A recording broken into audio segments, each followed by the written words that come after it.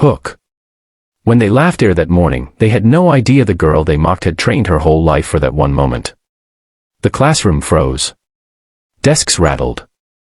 A loud slap of a chair echoed after one of the boys yanked up her skirt, and what happened next silenced the whole school. Because she didn't scream. She stood up, calm, fierce, eyes locked, and what she did next would make the entire town remember her name. Chapter 1: The New Girl Nobody Understood. Aaliyah Morgan had just transferred to Jefferson High, a school known for its fierce reputation, not for academics, but for pride and popularity. She was 16, soft-spoken, and different in ways that made her stand out. Her dark skin glowed under the fluorescent lights, her braids neatly tied, and her eyes carried a depth that said she'd seen things no one her age should have. She had moved from Atlanta after her mother's job transfer, hoping for a fresh start. But a new school rarely offered kindness. From the first day, whispers followed her. "Who's the new girl? She talks weird. Look at her hair." Every cruel comment chipped a little piece of her confidence away, but not her strength. Aaliyah had something no one knew about. Every dawn, before school, she practiced karate in the backyard, a discipline her late father had taught her. He was a decorated martial artist who always said, "Control is strength. Never fight from anger, fight for peace." But peace was hard to find in a place like Jefferson High. Especially when the so-called popular crowd noticed her. There were three of them: Blake, the loud one with a cruel grin, Mason, the one who followed whatever Blake did, and Heather, a cheerleader who always laughed the loudest when someone was hurt. They were used to everyone fearing them. At first, they only teased Aaliyah with words. A comment about her accent. A snicker about her clothes. One time, they even accidentally spilled juice on her notebook. But Aaliyah never responded. She just wiped it, smiled faintly, and said nothing. To them, silence meant weakness. To her, silence meant strength. But one morning, things went too far. It was history class. The teacher had stepped out for a moment. Blake and his friends whispered and snickered in the back. Aaliyah sat near the window, sketching quietly in her notebook, a portrait of her father in his old karate uniform. Then, in a split second, it happened. Blake, trying to impress his friends, crept up behind her and lifted her skirt. The classroom burst into laughter, cruel, echoing, heartless laughter. Phones were out. Mason shouted, "Yo, she's blushing." Aaliyah froze. For a second, the room felt like it collapsed around her. Her heart pounded in her ears. But then, something inside her snapped, not in rage, but in resolve. She stood up slowly. Her eyes, once quiet, now burned with focus. She adjusted her skirt calmly, looked at Blake, and said in a steady voice, "You shouldn't have done that."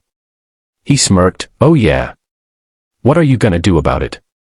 The class laughed again, until Aaliyah moved. With a fluid motion so fast no one saw it coming, she swept his leg from under him. Blake crashed onto the floor, the wind knocked out of him. Mason tried to grab her arm, but she twisted, pivoted, and locked his wrist in one seamless move that made him cry out in pain. Silence. Every phone recording stopped. Aaliyah released him gently, stepped back, and said, "I'm done being your joke."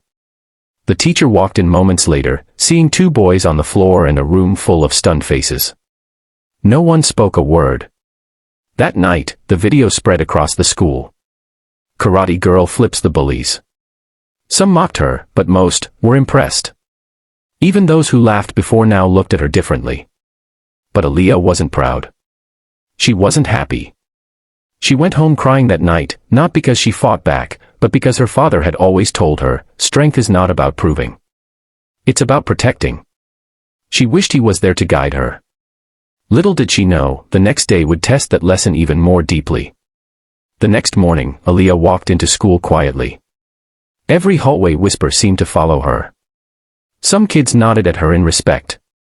Others stared like she was some kind of legend. But Blake wasn't done. His pride was shattered, and he wanted revenge. By lunchtime, he cornered her again behind the gym. Mason stood nearby, nursing his bruised wrist, but not daring to get too close this time. Blake sneered, "Think you're tough now, huh? You embarrassed me in front of everyone." Aaliyah sighed, clutching her backpack. "Blake, I didn't embarrass you.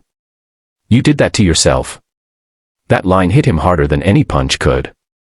His face twisted in anger, and he shoved her. But this time, Aaliyah didn't move into a stance. She didn't fight. She just stared at him calmly. "You can keep proving how small you are," she said softly, "or you can start being someone worth respecting." Her calmness made him pause, just long enough for Coach Daniels, the gym teacher, to step outside and catch the scene. After a long talk in the office, things changed. The principal suspended Blake for 2 weeks and publicly addressed the issue of bullying at an assembly. He didn't mention names, but everyone knew what it was about. When Aaliyah walked through the halls after that, people didn't whisper anymore. They smiled. Some even apologized. Heather, the cheerleader who used to laugh at her, came up one afternoon and said, "Hey. I'm sorry. You didn't deserve that. You're stronger than all of us."